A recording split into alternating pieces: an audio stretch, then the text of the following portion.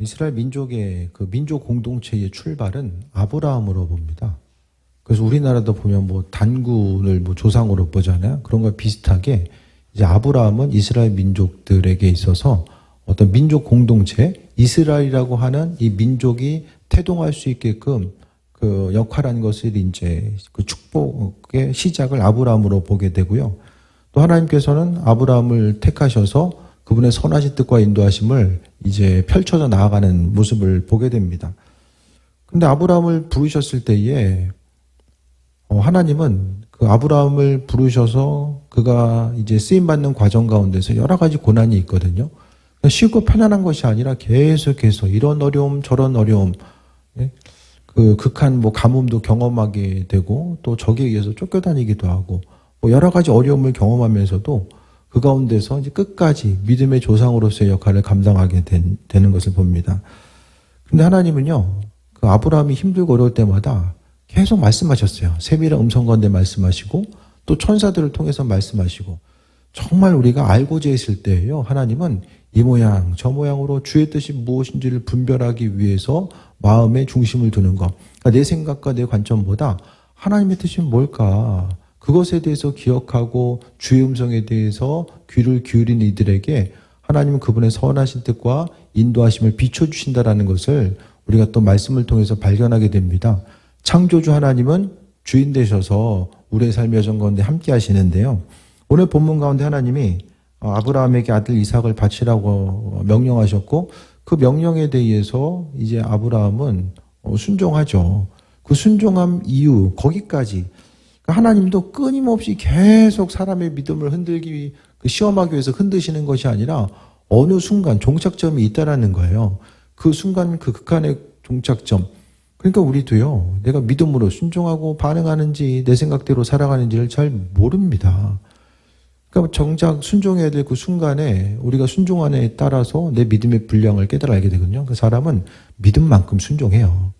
그러니까 내가 가지고 있는 믿음의 분량이 어떠한가? 순종하는 게 아주 정확하게 내 신앙의 분량입니다. 그러니까 순종하기를 망설이면은 거기까지가 내 믿음의 분량인 거예요. 그래서 우리가 말씀대로 움직이고 반응해 봐야지만이. 그러니까 순종이라는 것은 어떤 제품이라든지 뭐 사람이 훈련받든지 간에 실전 투입되는 게 이게 순종함의 모습이거든요.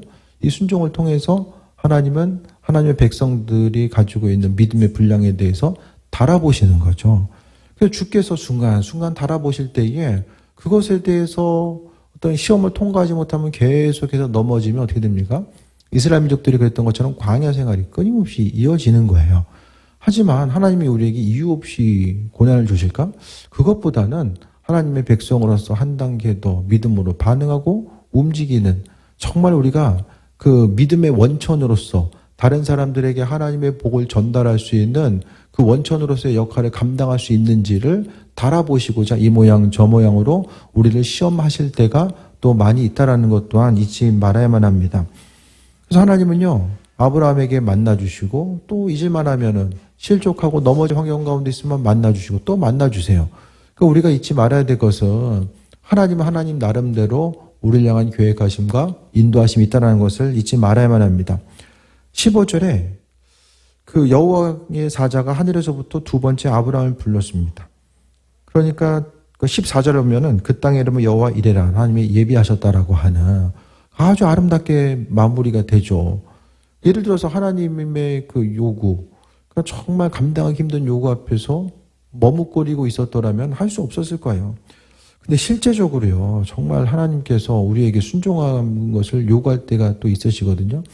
근데 그 순간이 순종하는 것 자체가 뭐 쉽고 편하면 뭐 갈등 안 하겠죠? 그런데 어떤 것을 결정하고 움직이는 것에 대해서 힘들고 어려울 때가 분명히 있어요. 하지만 그 순종하고 결단하는 그 과정 가운데서 아버지 뜻이 무엇일까를 기억하고 나아가는 거니까 순종도 결국 믿음입니다. 신뢰하기 때문에 순종하고 나아가거든요. 그러니까 주를 믿지 못하면 순종하면 이룰 수가 없는 거예요. 그래서 결국 내가 뭐 얼마나 순종하는 성향이냐 아니냐 뭐 성격과 성향이 어떠한가 그것이 아니라 순종이라는 것은 절대적인 하나님을 향한 믿음의 분량 자체를 이야기하게 됩니다. 그래서 아브라함을 향해서 하나님도 그가 이와 같은 시험을 받을 만한 그릇이 됐기 때문에 100세에 낳은 아들 이삭을 바치라고 하는, 어떻게 생각하면 상당히 그 무리한 명령을 하나님께서 하신 거죠. 하나님도 그거 아셨을 거예요. 하지만은 그럼에도 하나님은 아브라함에게 말씀하신 거죠. 때로는 하나님은요, 우리의 가장 심령의 약한 고리를 흔드실 때가 있다라는 거예요. 하나님보다 더 마음의 중심을 두는 거. 아니, 아브라함이 만약에 자식에게 전혀 관심이 없어가지고, 예? 그랬으면 굳이 뭐 이렇게 하나님 명령 안 했을 수도 있거든요. 약한 고리, 사람에게서 약한 부분이 뭔지를 분명히 생각을 해봐야 됩니다. 그 약한 부분을 계속해서 하나님께서 명령하셨을 때에 우리가 믿음으로 반응하고 움직이는 것.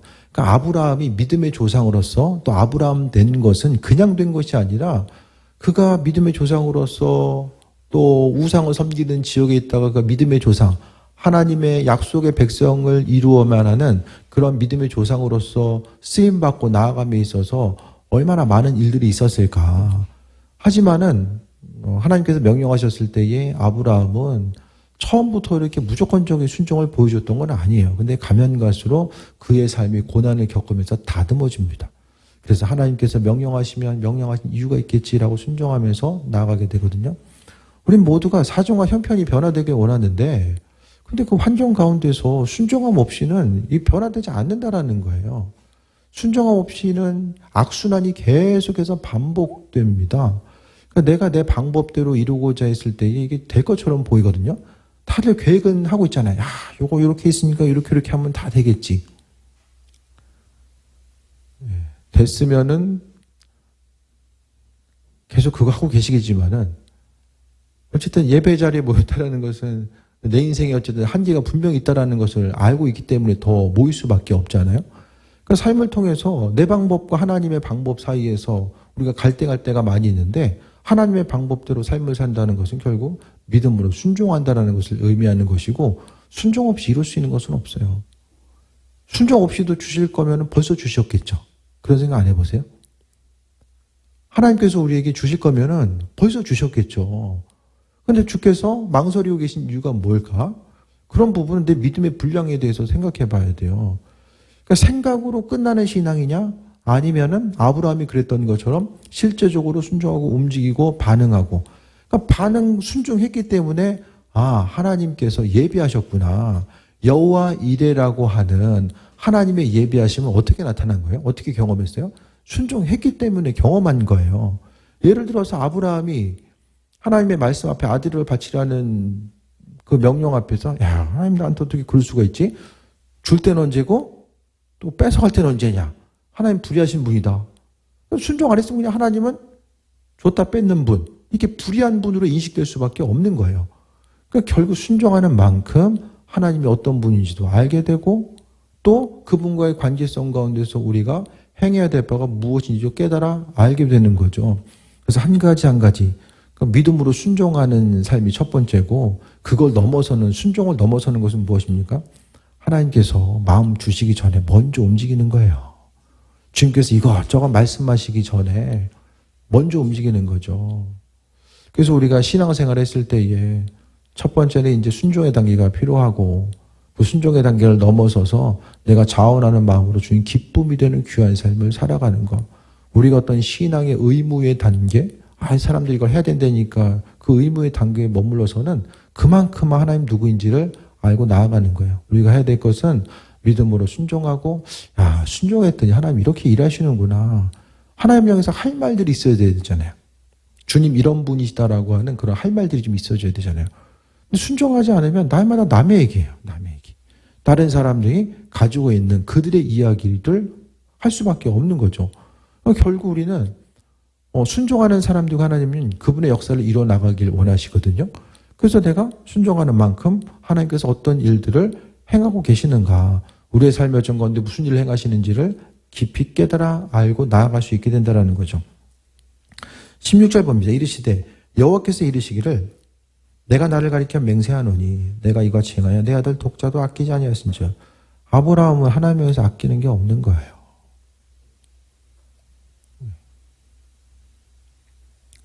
그러니까 예수님, 하나님께서 그리스도 예수 주님을 우리에게 최고의 선물로 주셨잖아요. 하나님 우리에게 이미 주셔야 될 것들 최고의 선물로서 주신 거예요. 그러니까 아브라함도 아니 그 자신이 할 수 있는 최고의 수고와 헌신, 아들을 바치라고 하는 이 최고의 수고와 헌신을 하나님께 보였고요. 그러니까 믿음의 시험에 대해서 통과한 거예요. 그러니까 우리가 언제까지나 하나님 향해서 내 믿음을 증명해야 되는 그것을 넘어서서 주님, 저는 이런 믿음이 있습니다. 제가 가지고 있는 믿음은 이런 것입니다. 이런 것을 이제 증명해야 되는 요거를 좀 빨리 벗어나서 그 이후로부터는 주께서 믿어주셔서 함께 또 그분의 사역을 만들어가는 거죠. 그러니까 결국 내 아들 독자도 아끼지 아니하신즉 이 전체적인 분위기는 예수님께서 신약에 보면은 향유옥합을 깬 여인을 통해서 또 백부장을 통해서 감동받으시고 기뻐하셨잖아요. 오늘 본문 가운데서도 하나님이 아브라함이 이렇게 행동할 것에 대해서 예측하셨을지는 모르겠어요. 그런데 오늘 본문 보니까 내 독자도 아끼지 아니하였은즉 하나님 마음에 흡족한 거예요. 아브라함의 그 행동의 모습이. 우리 삶의 여정 가운데서도 마찬가지죠. 하나님의 마음을 기쁘시게 해드리는 삶. 주님께서 우리의 삶을 축복하시고 함께 하시는 것도 중요하지만 우리가 또 나아가서 아버지를 기쁘시게 해드리는 삶. 그래서 삶을 살아가면서요. 주님이 우리의 모습을 보시면서 아주 흡족해 하시는 모습. 네? 즐겁지 않으세요? 좀 생각만 해도? 어떠세요?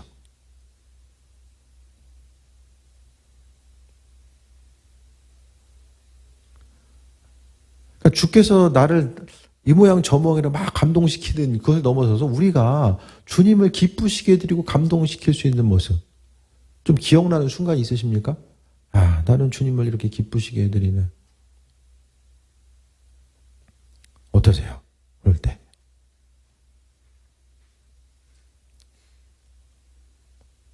너무 많이 떠오르지 않으세요? 내가 주님을 기쁘시게 해드리는 거. 주님이 기쁘시니까 나도 기쁜 거예요. 세상적인 기쁨과 즐거움이 뭐 있습니까? 뭐 더 하면 좀 기쁨이 있으실 것 같으세요? 더? 뭐 더 하면? 세상에 기쁨이 있습니까? 여기서? 내 인생이 정말 기쁨과 이 풍요로움과 풍성함을 누릴 수 있고 세상이 그런 것들을 우리에게 줄 수 있습니까? 내 인생의 온전한 만족감? 나를 만족시킬 수 있는 기쁨이 이 땅에 있습니까? 어떠세요? 세상에 이런 일들이 이렇게 이루어지면 참 기쁘겠다. 근데 그 일들이 막상 이루어져도 그냥 그렇거든요. 세상적인 기쁨 자체가 내가 바라는 것이 정말 이루어져도요. 그냥 그래요.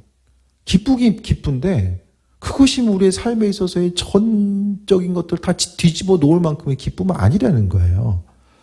근데 우리가 무엇보다도 주님을 기쁘시게 해드릴 수 있는 것. 그래서 무엇보다도 우리의 삶이 주님 기쁘시게 해드리는 삶을 살면요. 아버지께서 우리의 인생 책임져 주시고 함께 하시는 것. 그와 같은 삶을 살면요. 삶의 어려움을 만나도 좀 자신감이 있어요. 내가 인생 가운데 아버지 기쁨이 되는 삶을 살고자 했고 또 주님께서 나와 이 믿음의 순종함과 또 그것을 통해서 아버지 내 인생을 다루어 가시고 만들어 가시는 것에 대한 그 기대함과 소망함을 가지고 삶을 살아가는 거죠. 그래도 내 독자도 아끼지 아니하였습니다. 우리가 주님보다 더 아끼고 있는 것이 무엇인가 스스로 좀 질문을 해봐야 돼요. 내가 소중하게 여기고 주의 말씀을 순종하기 또 힘들어하는 부분, 주님보다 더 사랑하는 부분이 뭐가 있을까? 이것 한 가지를 돌아봐야 되는 것이고요. 때로는 그것 때문에 어려움 당할 수가 있거든요. 그래서 무엇보다도 내 인생 가운데 가장 기쁨이 되는 것이 주님인가? 이런 부분들을 좀 생각을 해봐야만 합니다. 삶의 여정 가운데 가장 바라고 원하는 것들, 이 땅 가운데 소망하고 꿈꾸는 그것이 결코 우리에게 아버지께서 주시는 기쁨보다 그것을 넘어설 수 없다는 것을 분명히 깨달아 알아야만 합니다. 그래서 우리가 인간적인 연약함이 있지만 주님을 기쁘시게 해드리는 삶, 그것을 통해서 하나님 영광 받으시고 우리 한 사람 한 사람에게 하나님의 선하신 뜻과 인도하심을 우리에게 비춰주시는 그 은혜와 충만함을 또한 누릴 수 있게 됩니다. 그래서 우리의 삶을 통해서 하나님 우리를 보실 때에 다른 것보다 또 오직 아끼지 않고 오직 주님께 헌신하는 삶, 전적으로 주님께 헌신하고 또 아버지의 기쁨이 되는 귀한 삶을 살고자 마음의 중심을 둔 한 사람 한 사람, 그 사람이 예배자이고 그 사람이 기도자이고 존귀하게 쓰임받는 사람임을 보게 됩니다. 하나님께서 마음이 기쁘셨어요. 16절에 나와 있는 것처럼 흡족하셨어요. 아브라함을 향해서 정말 아브라함의 행함 자체가 주님도 너무나도 기쁘셨고 마음에 기쁨이 있으니까 뭐라도 좀 해주고 싶으신 거예요. 그러니까 약속의 말씀을 갱신해서 구체적으로 다시 한번 선포해주고 있습니다. 11절에 내가 내게 큰 복을 주고, 큰 복은 하나님 주시는 거죠. 우리가 누리려고 해서 누리는 게 복이 아니라 신앙인들에게 있어서 복은 하나님 주셔야 돼요. 주셔도 하나님 주신 것이 아니면 누릴 수가 없어요. 그냥 옆으로 치고 지나가는 것을 볼 수밖에 없습니다. 그냥 다른 사람 잘 되는 거 부러워하는 삶을 살 수밖에 없는데 정말 하나님의 은혜를 누리는 사람, 큰 복은 하나님이 주신다는 것은 지혜죠, 지혜. 그 지혜가 있는 사람은 세상 다른 수고와 노력 헌신이 아니라 내 인생의 축복은 복은 하나님 주신다라는 것, 아브라함에게 은혜를 주셨던 것처럼 그 복은 그분이 주신다라는 것에 대해서 기억하고 또 아버지께 영광 돌리는 삶. 그래서 세상적으로도 열심히 살아야 되지만은 큰 복은 하나님 주신다라는 것. 그래서 그것을 신뢰하는 사람은 주께 마음의 중심을 둡니다. 큰 복을 하나님께 주신다라는 것에 대해서 기억하는 사람들은 전적으로 주께 헌신하고 주의 도우심과 인도하심을 바라보는 삶을 살게 되는 거죠. 그래서 내 씨가 크게 번성하고 하늘의 별과 같고 바다의 모래 같게 하리니. 셀 수 있는 큰, 비유할 수 있는 가장 큰 단위가 별과 모래. 그리고 내 씨가 대적의 성문을 차지하리라. 전쟁에서 승리하게 하신다. 그러니까 아브라함에게 있어서 축복이 그 자녀를 향해서 흘러가게 되는 거죠. 하나님 허락하신 축복은요, 부모에 대해서 끝나는 것이 아니라 그 다음 세대를 향해서 흘러간다는 거예요. 오늘 본문 가운데 아브라함에게 흡족하시고 또 그 이후의 은혜와 축복을 그 후손들에게 허락해 주고 있습니다. 하나님의 은혜와 축복이 우리의 삶을 통해서 그 은혜와 복이 우리의 삶을 통해서 더 증폭되고 더 풍성한 거. 예를 들어서 이렇게 물길이 싹 이렇게 우리의 삶을 통해서 흘러간다고 하면은 이 아버지의 크신 사랑과 은혜 외에 그 물줄기를 흘려보내기 위해서는 이 물길을 좀 넓혀야 되거든요. 그 내가 위에서 이렇게 물길을 넓혀주면은 그 자녀들에게도 축복이 흘러가는 거죠. 물길이 내 대에서 좁아들어. 그럼 그 흐르던 물이 그냥 쫄쫄쫄 흐르다 보면은 이게 언젠가는 막히잖아요. 그러니까 우리의 신앙 자체는 성경에서 있어서의 신앙은 그냥 우리 대에서 절대로 끝나지 않습니다. 그대로 연결되는 거. 부모의 신앙, 자녀가 가져가고 또 자녀의 신앙이 또 그 다음대로 흘러갈 수밖에 없는 것이 이제 성경의 가르침이고 축복의 원리예요. 자녀들은 어떤 존재입니까? 내 삶을 이제는 내 이후에는 내 삶을 자녀들이 대신 살아가는 거잖아요. 어떻게 생각하면? 그러니까 하나님께서 자녀들에게 허락하신 은혜와 충만함 그 부분을 이야기하는데 그래서 신앙생활하는 가운데서 아브라함이 순종하고 그 순종함의 열매와 축복은 또 후손들이 또 받아 누리는 것들을 우리가 발견하게 됩니다. 이삭의 모습은 어떻죠? 평안한 삶이죠. 평안한 삶. 순간적인 어려움은 있었지만 그래도 일생을 보면 편안한 삶을 삽니다. 우물 한 번 파기 그토록 힘들었지만은 이삭은 우물 팔 때마다 하나님이 은혜 가운데 파는 곳마다 물이 나게 하시는 은혜를 경험하게 되었던 거죠. 그의 삶이 아주 평탄하게 흘러가는 모습을 우리가 발견합니다. 그래서요, 무엇보다도 하나님의 은혜와 축복은 우리에게서 끝나지 아니하고 그 다음 세대를 향해서 흘러가는데 항상요, 좀 다음 세대에 대한 그 신앙에 대해서 또 관심을 좀 더 기울여야 합니다.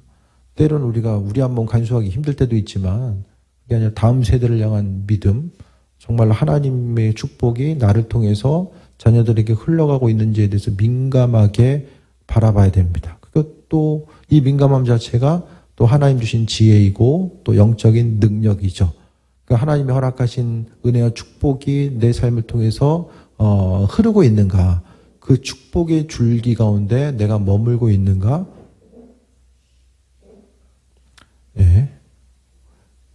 이 모든 것들에 대해서 다시 한번 좀 돌아보고 나아가야 됩니다. 그러면서 내 씨가 그 대적의 성문을 차지하리라. 전쟁 가운데서요, 하나님께서 이기게 하시는 삶, 그것을 이야기하거든요. 대적의 성문은 그러니까 전쟁 가운데 함께 하시고, 이 전쟁도 하나님께서 대신 싸워주시는 것들을 이야기하는 거죠.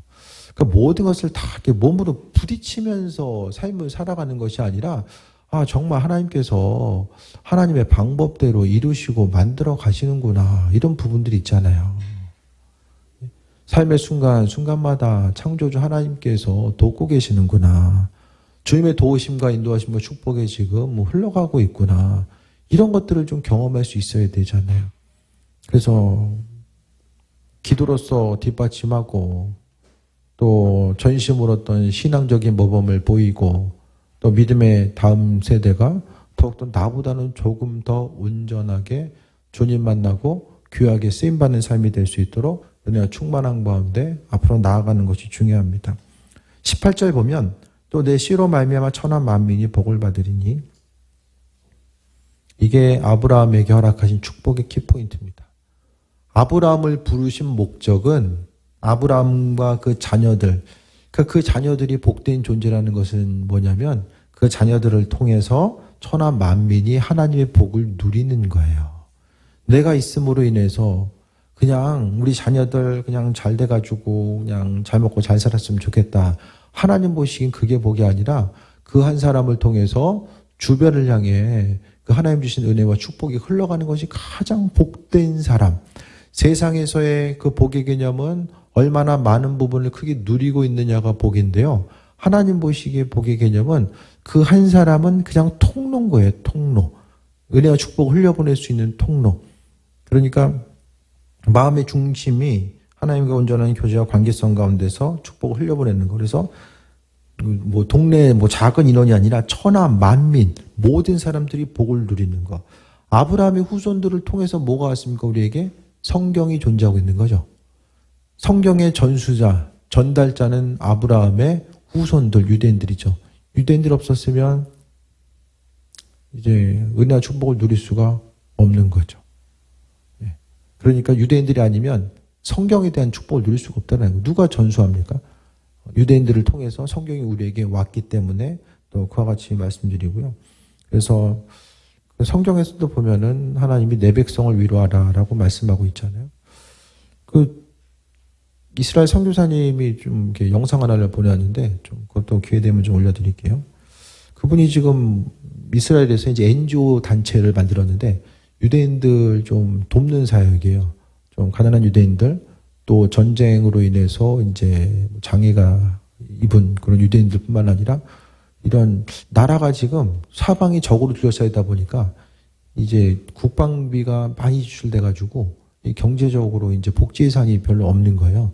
그래서 정말 좀 복지의 사각지대가 많이 있고 좀 자원봉사자들을 통해서 그들을 돕는 이런 사역들을 좀 요즘에 더 주로 하시는 것 같더라고요. 그래서 어쨌든 다른 사람들 향해서 돕는 이런 사역들, 우리 한 사람 한 사람이 우리는 말미암아 다른 사람들이 복을 받고 나아가는 거. 결국 다른 천하 만민이 복을 받는다라는 것은 그 축복은 하나님께서 누리게 하심 또한 이야기하는 거죠. 그래서 우리 하나님 주신 복이 우리 대해서 그냥 나에게 끝나버리면은 더 이상 얼마나 큰 유익이 있겠습니까? 그것이 아니라 주신 것을 가지고 흘려보내는 것이 중요한 거죠. 내 씨로 말미암아 천하 만민이 복을 받으리니, 왜냐하면은 이는 내가 나의 말을 준행하였습니다. 말씀에 순종했기 때문에요. 널 통해서 다른 사람들이 복을 받을 거예요. 그러니까 결국 최고의 복을 아브라함을 통해서 후손들이 누리게 되는 거죠. 그 삶을 통해서 너무 이렇게 치열한 삶의 현장 가운데 힘쓰고 막 정말 내 인생을 갈아 넣어서 거기서 승리하기 위해서 분투하는 것이 아니라 좀 이제 우리는 좀 우회로 좀 돌아가서 환경과 내 직접 부딪히지 않아도 좀 하나님께서 하실 일들에 대한 소망함과 기대함과 좀 여유를 가지고 움직여야 되지 않을까라는 생각을 좀 해보게 됩니다. 그래서 말을 준행했기 때문에, 순종했기 때문에 분명하게 이유를 밝히고 있거든요. 아브라함에게 축복하신 이유 자체가 무엇인지를 하나님은 분명하고도 정확하게 밝히고 있어요. 나의 말에 준행했기 때문에 라고 이야기합니다. 하나님 말씀은요, 정말 바로바로 순종하기에 기쁨이 되는 것도 있지만 때로는 인간적인 갈등과 어려움들 정말로 그 고민거리로 다가올 때도 분명하게 있거든요. 근데 아브라함은 그럼에도 불구하고 선하신 하나님에 대해서 신뢰하며 주님의 방법대로 움직이고 반응했던 것들을 이제 선택한 거예요. 신앙생활은 다 선택입니다. 무엇을 선택할 것인가? 믿음으로 선택할 것인가? 아니면 나의 방법을 선택할 것인가? 다 순간순간에 다 선택의 요소입니다.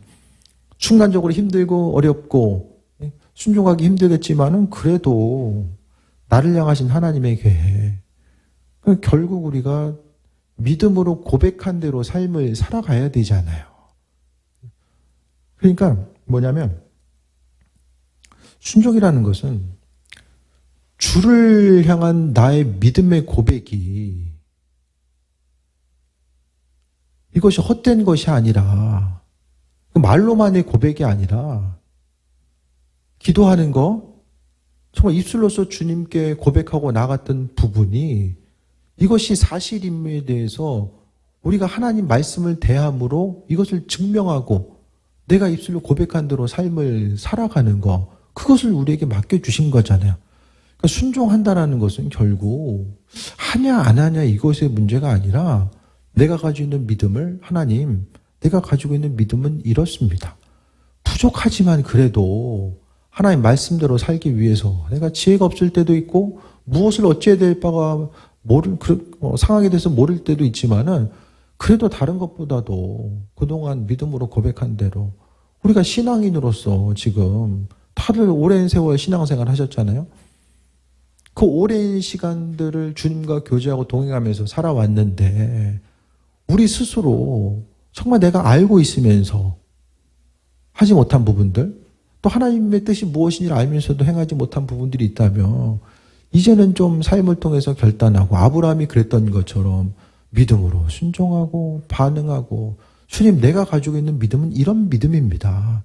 아버지를 향해서 가지고 있는 믿음은 이런 믿음입니다. 누구도 주님 앞에 당당하게 이야기할 수 없지만 그래도 주님 앞에 성실하게 하나님 앞에 나아가는 그런 모습들이 있잖아요. 이 순간순간이 모여져서 하나님 허락하신 복을 누리고 살아가는 것. 이 세상이 주는 것이 아니라 하나님께 주시는 것들. 하나님 얼마나 존귀하신 분입니까? 그분 안에 있는 것들이 얼마나 귀한 부분이 있어요.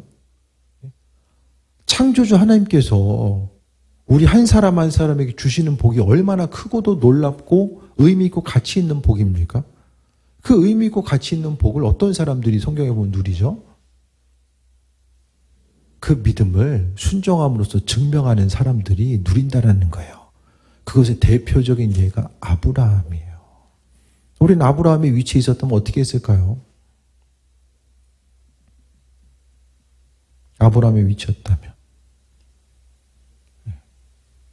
한번 돌아봐야죠. 그러니까 스스로 가지고 있는 믿음의 분량. 아버지께서 우리 한 사람 한 사람에게 너희가 없어도 살 수 있어? 그것이 무엇인지 내가 소중하게 여기는 거 없어도 돼? 아버지께서 우리에게 직접 이것보다 내가 더 소중하냐고 물어보시면 뭐라고 우리가 대답할 수 있을까요?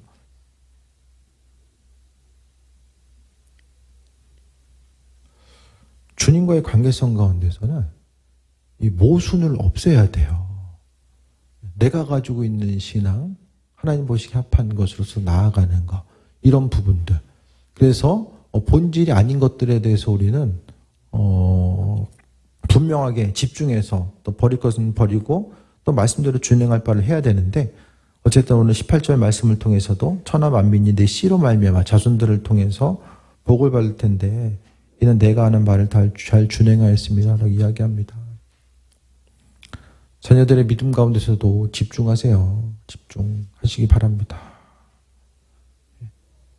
그냥 시간이 오래되다 보면 뭐 어떻게 되겠지라는 생각할 수 있잖아요. 적극적으로 기도하고 하나님의 은혜와 축복이 자녀들에게 흘러갈 수 있도록 마음의 중심 둬야 됩니다.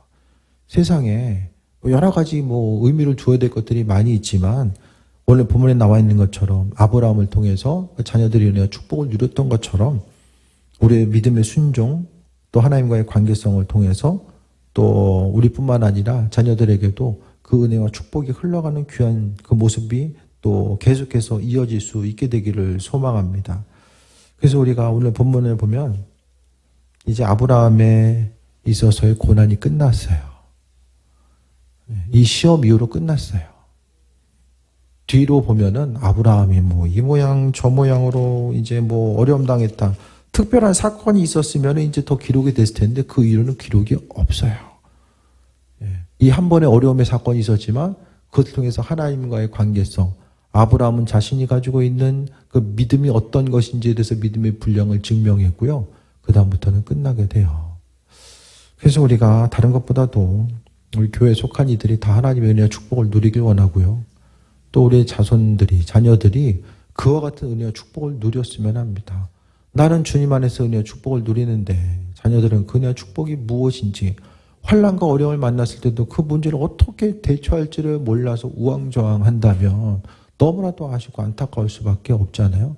그러니까 무엇보다도 항상 하나님 앞에 마음의 중심을 두고 또 기도하고 또 믿음으로 고백하고 하나님을 기쁘시게 드리는 삶, 순종을 넘어서서 정말 주님을 기쁘시게 드리는 삶, 그걸 하다 보면 뭐 어떤 그게 크고 거창한 것이 아닐 수도 있어요. 크고 거창한 것이 아닐 수도 있지만 그래도 뭐 주를 위해서 수고하고 헌신하는 삶을 통해서 주께서 영광 받으시고 은혜와 충만함을 또 누릴 수 있게 된다는 거예요. 그래서 하나님 원하시는 뜻이 뭘까? 작은 것이라도 주님의 기쁨이 되는 거. 야, 이거 그래도 참 내 이 삶의 행동을 통해서 주님 기뻐하셨겠구나.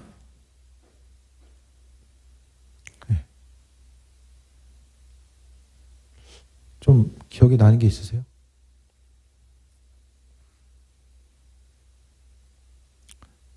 저는 있는데. 제 자랑 같아서 좀 말하기 좀 그렇고요. 저는 있어요. 뭐 큰 건 아니지만 그래도 행동하고 나면 마음이 기쁘고 내가 정말 주를 위해서 한 건 별로 없지만 그래도 이건 좀 기뻐하시겠구나 마음이 생각이 들면 또 그 순간 나도 기쁘고 또 잊어버리는 거죠. 또 그 순간순간이 모여서 그래도 아버지께서 내 믿음을 인정하시고 그래도 책망받을 거 있어도 쌓아놓은 마일리지가 있으니까 그래도 한 번 더 좀 고려해 주시고 또 은혜 가운데 삶을 살아갈 수 있는 모습 또한 있지 않을까. 잠깐 또 그런 생각도 해보고요. 그래서 무엇보다도 성경에서 하나님의 말씀대로 살아가라 이런 모습. 그래서 교회에 속한 교인들이 삶의 여정 가운데 계속해서 이 환경이 주는 어려움을 몸으로 받고 또 그것 때문에 또 몸과 마음이 고난당하는 것이 아니라 좀 주님의 기쁨이 되는 삶을 살고 이후에 주님께서 그 한 사람 한 사람을 세워주시고 아 하나님께서 이 상황 가운데서 이렇게 일하시는구나. 하나님의 예비하심이 이렇게 있었구나. 이런 것들에 대해서 좀 경험하고 주께 영광 돌리고 그런 신앙의 경험이 있으니까 앞으로 또 어려움이 와도 이전에 구원하셨던 하나님, 내 삶의 여정 가운데 항상 신실하고 선함으로 함께 하셨던 하나님이 앞으로의 삶의 여정 가운데서도 동일한 은혜를 베풀어 주실 줄 믿고 그 확신 가지고 나아가고 또 자녀들도 순간적인 어려움이 있어도 그래도 하나님께서 하나님 뜻대로 살기 위해서 힘쓰고 노력한 것들 주께서 기억하시고 은혜 가운데 온전한 길로 이끄실 것에 대한 기대함과 소망함을 가지고 살아가는 것. 그것이 바로 힘들지만 그것이 하나님께서 우리에게 허락하신 은혜죠. 다 하나님 말씀에 대한 그 축복 자체도 다 대가를 요구하시는 것 같아요. 그냥 모든 것 아무 결단 없이 주의 은혜와 풍성함을 누리는 것이 아니라 내가 믿음으로 결단하고 그 결단하는 과정 가운데 고민도 좀 해보고 또 넘어지기도 하고 또 일어나기도 하고 또 나 자신이 가지고 있는 믿음의 분량에 대해서 다시 한번 또 점검하기도 하고 이 모양 저 모양으로 하지만 결국에는 내 인생에 정말 아버지가 없으면 안 되는구나. 주님과의 관계성이 없으면 내 인생이 끝나는 거구나. 그것에 대해서 깊이 인식하고 하나님의 은혜와 인도하심을 경험하는 귀한 삶을 살아가는 거죠. 그래서 우리 모두가 주님 주신 은혜와 축복을 누리고요. 그래서 우리 자녀들의 삶이 이 땅 가운데 야곱이 그랬던 것처럼 치열한 삶이 아니라 정말 우리가 주의 은혜 가운데 좀 기쁘고 평안한 삶. 뭐 야곱의 삶도 의미가 있지만은 그래도 평강함 가운데 아버지께서 허락하신 은혜와 복을 누리고 그 은혜와 복이 다른 사람들이 복을 누리는 데 있어서 존귀하게 우리 한 사람 한 사람을 통해서 하나님의 은혜와 축복이 세상에 전달되는 그 전달자의 역할을 감당하는 것. 그래서 주를 향해서 주님, 내가 가지고 있는 믿음은 이런 믿음입니다. 내가 가지고 있는 믿음. 부족하지만 그래도 주님 보시기에 선한 일꾼으로서 쓰임받길 원하고 아버지 앞에 끝까지 신실한 모습 가지고 서길 원합니다. 그 믿음의 고백 때문에 그것이 거짓되지 않기 위해서 더 믿음으로 반응하는 것이고 또 입술로 고백한 대로 순간순간적인 유혹이 있어도 승리하고자 하는 삶을 살아가고자 하는 거죠. 그래서 아브라함이 순종 후에 하나님의 축복을 누리고 더 이상 환난과 어려움 없이 은혜 가운데 그 축복의 전달자로서의 역할을 감당했던 것과 마찬가지로 우리의 삶의 모습이 하나님께서 주시는 것들을 누리고 우리의 삶을 통해서 자녀들의 삶을 통해서 천하 만민이 복을 받는 그 은혜와 풍성함을 누릴 수 있게 되길 주의 이름으로 축원드립니다. 기도하겠습니다. 아버지 은혜에 감사드립니다. 모든 것이 다 주님의 은혜임을 기억하게 하시고 우리 마음과 생각이 항상 주님을 향하게 하셔서 아버지를 기쁘시게 해드리는 그 온전함으로 나아가게 해 주옵소서. 고백한 대로 주님을 신뢰한 대로 지금까지 신실하게 주님 앞에 섰던 대로 믿음으로 반응하게 하시고 아버지 말씀 앞에 순종하고 반응하고 주께 영광 돌리게 하여 주옵소서. 그 세상 다른 어떤 것보다 최고의 가치 그리스도 예수 주께서 우리와 함께하고 계심을 기억하게 하시고 말씀을 듣고 끝나는 삶이 아니라 그 주신 말씀으로 또 삶을 살고 믿음으로 반응하고 움직일 수 있는 그 은혜와 결단 또한 날마다 허락하여 주옵소서. 하루하루 우리의 삶의 여정 가운데 일하시는 주님을 발견하길 원하오니 주님 영광 받으시옵소서. 예수님의 이름으로 기도드립니다. 아멘.